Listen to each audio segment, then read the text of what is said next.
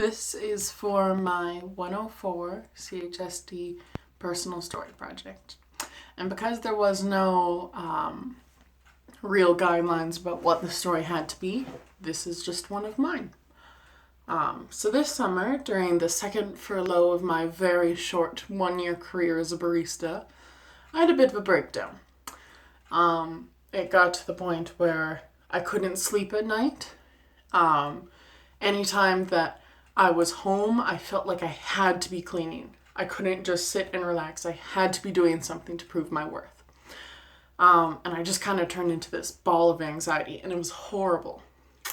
And when I went to talk to my mother about it, because we have a very close relationship, she would tell me, I don't really understand, but I think you should just pray about it. That did not work for me. Weirdly enough, when your brain is a chemical imbalance, prayer is not always a solution. So eventually I called the doctor and I'm like, hey, here's what's going on. And I made an appointment, got in. He diagnosed me with textbook anxiety. I'm now medicated and it's fantastic. But my parents were talking and they're like, it's weird. Like, you weren't ever very anxious growing up. Like, this has come out of nowhere. And as I look back on my childhood, that's a lie. I was so anxious. In the first grade, I remember my teacher had told the class, she's like, everybody, I want you to be quiet because it's raining out and I love listening to the rain.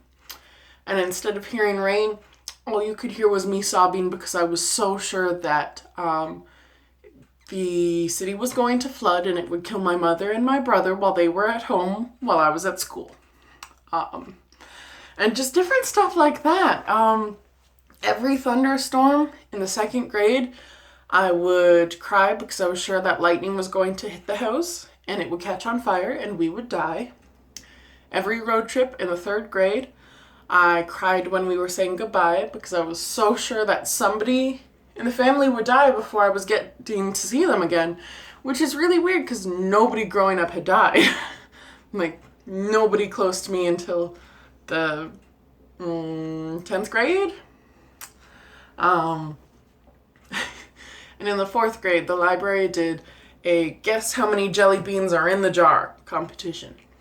And I cheated. I put one vote in for this number and then snuck a second one in a week later. And the librarian had asked me, she's like, have you already put your name in? I'm like, no.